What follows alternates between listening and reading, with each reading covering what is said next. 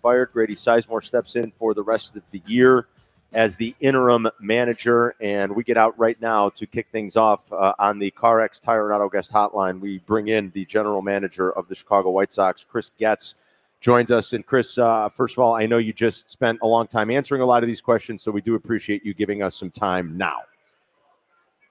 Yeah, thanks for having me on, guys. Yeah, I just finished up the press conference, but yeah, another opportunity to kind of share the what has happened with the White Sox today with moving on from Pedro and some others on the staff. Obviously not a decision that was easy, but one that we feel like is necessary based on, the direction that we want to head moving forward. The Major League season has been disappointing. We expected to win more games. We realized that the roster did have flaws, but we still felt like we should be finishing off games and getting more wins in the column than we currently have been doing. So that was the a large motivation in making this change, and now look forward to beginning this search to find a manager to lead this organization. It's been widely reported that about a week ago you guys did meet with Pedro Grifol. Why wasn't he relieved of his duties then? We had discussions. A decision had not been made, and Pedro and I had talked regularly, and we did have a meeting, but it was not to decide to relieve him from being the manager at that point. We continue to have conversations and assess the current state of things, and decided to make the move today. Chris, when you know that, and you just said it, and you said it during the press conference, that there are obviously some limitations and a lot of flaws on this roster. When you are trying in your job with your eyes to evaluate a manager's ability to do his job, how do you start to separate this is the manager's fault versus we just have bad personnel? Yeah, I mean, there's so many different factors for underperformance. You look at the current state of a farm system. You look at the current state of the 40-man roster, the 26-man roster, and there have been some really good developments this season. Garrett Crochet being an obvious one. The Eric Fetty signing and how his season had gone. Michael Kopech from where he ended last year to where he was at, where he was with us. Obviously, we traded some of these players, but some remain. There were certainly some positive. With that being said, not being able to lead games early and not to get finish those games off to get those wins, or not have any comebacks. Obviously, there was something that was broken and needs fixing, and we're determined to do that. Now, in terms of the accountability, there's accountability beyond just Pedro Grifol. There's accountability with myself. There's coaching staff.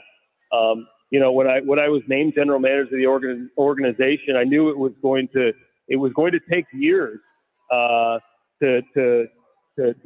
get us strong foundationally. And you want to work as quickly as you can, but you don't want to make shortcuts. And I'm determined to make the right decisions along the way, to evaluate a manager and their impact on the personnel that they have from a production standpoint. There's a lot of different factors. It's communication to your coaches. Are the coaches effectively communicating to the players? Are you handling the bullpen? Are you motivating? Is the environment strong for guys to show up each day and compete? And as time went on, you recognize there's some areas that can get better, and we're addressing those today with making this change, and we're putting staff in place to create a better environment for our players to build some momentum going into the offseason. I want to follow up with him. Chris Getz is our guest. It's Carmen Jurko on ESPN Chicago. I want to follow up with something you said very early in the press conference when you started meeting the media a little while ago, and you talked about how you're going to embark on this search now. Do I understand it right, Chris? Are you going to basically prioritize? And I know it's hard to say like it's definitely going to be this or that, but are you going to prioritize candidates outside of the organization that are currently in a uniform? Is that what you said earlier? That is what I said, and that is what I am prioritizing. And sure, you've got to be. We are open-minded, and we want to find the best candidate for the White Sox that we can. And there's a long list of candidates that we're curious to learn more about. But with that being said, our target pool, I expect the majority, if all, of our target pool to be people that are, in other organizations wearing a uniform. Okay. Yeah, and I know, look, rumors can start pretty much anywhere. There was a rumor within the last 2 or 3 weeks that someone like AJ Pierzynski was drawing some consideration or was of interest to the White Sox. Based off of the criteria, am I to assume that someone like AJ, while he's very experienced and accomplished big leaguer, he's doing a podcast now, someone like AJ will not be considered? He does not fit the criteria that we feel like is best fit for the organization. Okay. The other part of this all is obviously the players that are going to end up coming in here trying to make this White Sox team better. Historically, this team has a grotesque unwillingness and inability to go after top free agents. Will that change? Will that organizational philosophy change? And will you be getting some of the best talent in here? Well, it starts with the players that we have here presently. It starts with the acquisition process in the draft internationally, developing those players, not only to get to the big leagues, but be effective major league players. That is our highest priority.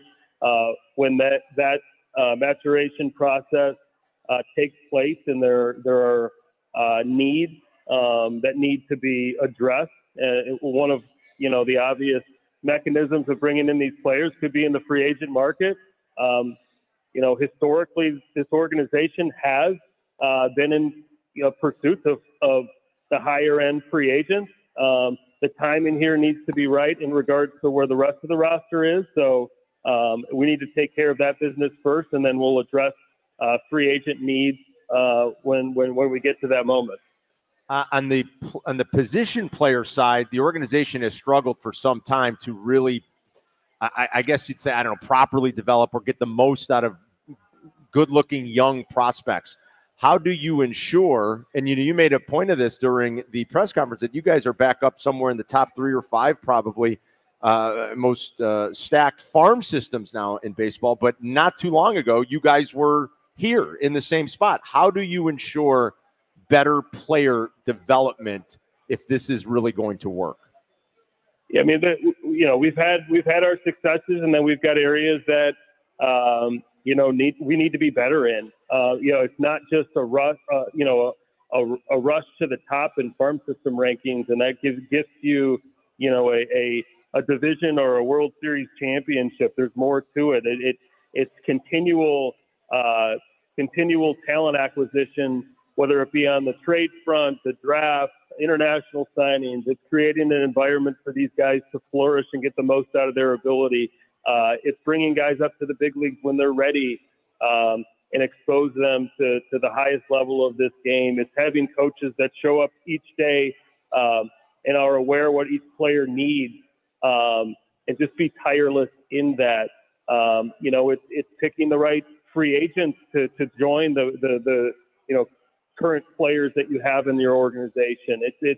It's a nonstop pursuit in getting better, whether it be the present major league club or the future of your major league club. So it's an ongoing, evolving process. Years ago when we had a top farm system, we won a division and then made another playoff appearance. You learn from some of the shortcomings along the way and some of the missteps. With that being said, with the direction that we're headed, is something that we're not losing. We've got a plan that we're excited about executing, and today was a big part of that. So with a payroll that's probably going to be pretty small over the next couple of years as you guys do start this rebuild and you're going to have inexpensive young players, why not go to someone like Garrett Crochet, who is a great success of the organization? This is what you strive for, young, dominant left-handed pitching that you drafted and developed. Why not go to Garrett Crochet and see if you can't make him part of the long-term future with a big lucrative contract extension? We will have those conversations. Obviously, that's private between Garrett, myself, and his representation. Obviously, we're proud of what he's accomplished this year and what he's with the direction in which he's headed. And if that means that he's a part of us long term, we will pursue that. Now, if that isn't realistic, we got to look out for what's best for this organization and how we get better with a different pathway. I know you addressed it recently before the deadline, or maybe it was right after the trade deadline, but the relationship is okay, Chris. It sounds like it might have hit a little bit of a bump in the road with the way some of the things were kind of leaked out, and maybe some of the issues that you guys had then, if you were indeed going to trade him ahead of the deadline. Have those issues been worked out? And would Garrett, as far as you know, at least still be open to talking with you guys about being here long term? Garrett and I are solid. We have such a long-lasting relationship that we've built a lot of trust. So something like this, you kind of take in stride, you learn from it on both sides, and you kind of go from there. But with that being said, we'll continue to have conversations about, him becoming the best pitcher that he can be, because that's something that we do have more control on versus, whether it be free, how he handles a long-term contract, free agency, what have you. I think it's smart to try to interview as many people as possible, and it sounds like you're going to do that when you embark upon this process. But is there a number that you have in mind, or like a rough idea of how many you'd like to keep it to? Because we were wondering earlier, is there such a thing as interviewing too many people? Is it too many different voices that you're hearing and ideas that you're hearing, and you forget about early candidates and you favor more recent candidates? Is there such a thing as interviewing too many people, I guess I'd ask you? No, I don't think that there is. Okay. We'll work efficiently through our process, and our process is developing right now. We look forward to going out there and getting this search going. What do you hope to see from Grady Sizemore in these last 2 months? Create an environment for these players to show up each day and fight and get better. We're bringing up player development staff to surround him, different levels of experience and relationships that some of these individuals have with our players. He's a very credible, smart, solid communicator that is looking forward to this opportunity, and we're asking him to build some momentum for us moving into the offseason. Good luck in this search when it starts. It's going to be a big hire, and I think an important one. And thank you for the time today, Chris. You got it, guys. Take care. Okay. Thank you. You got it. There's Chris Getz, the general manager of the White Sox. So currently in another organization in a uniform. And AJ's not a candidate. Remember, what was it now, Jurko? 4 years ago already? Is it about 4 years ago? Remember Rick Hahn's press conference after they fired Ricky Renteria? Criteria sounds awfully similar. Similar. It actually sounds identical. Almost like they went back to the playbook. Let's hope Jerry Reinsdorf doesn't insert himself and bring Tony La Russa down to the dugout. Because Rick Hahn said the exact same. Go back and play it. I'm sure that's what Chris Bleck wants to do right now. Go back to Rick Hahn's press conference circa 2020. Yeah. Go back and play it. Do I remember it? I try to forget anything in White Sox business. Remember, they were going to hire somebody from outside the organization with managerial who's currently in and around the game. And we all know who they wanted to hire. They wanted to hire AJ Hinch. And then the owner came down and said, no, you're going to hire Tony La Russa instead. So let's hope it's not just nonsense this time around, and that Chris Getz is allowed to do the job of actually talking to good, qualified candidates outside this organization. Time will tell. And maybe someone like Skip Schumacher wants this job. I don't know. He could be. I'm trying to think of how many other managerial positions are going to be open. Like maybe Skip Schumacher, who's probably going to be done in my. I wish it would have been Alex Cora, but he got an extension in Boston. It's not going to be Alex Cora.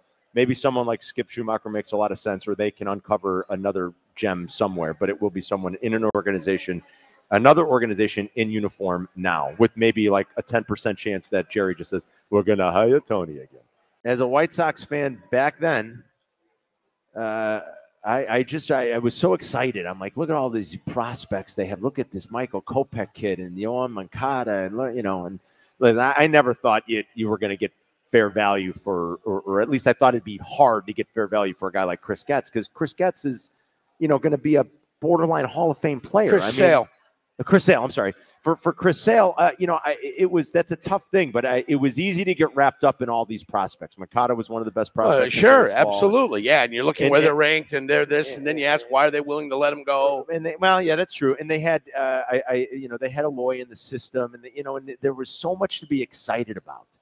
And I remember talking to him and how eager he was to try to make sure that this was going to be, this was going to be a home run for the Sox, and all these great prospects were going to come up and hit and fire, and they did so briefly, and they had so little success. Yeah. They're starting over again. He did bring up the fact that they did win a division. They qualified in the strike shortened, not the COVID shortened year, and then they made the playoffs again. And we documented how many games they actually won. 2. Yeah, not enough is the answer. It's not enough. That. Yeah, and because everything's been so busy and so crazy, we're going to have to go ahead and break again here shortly. But I got to correct one thing. Okay. If you don't mind. I don't mind. I got to clean up some business, because at 11 o'clock, we started doing this radio show. We did. We just did a commercial. And guess what?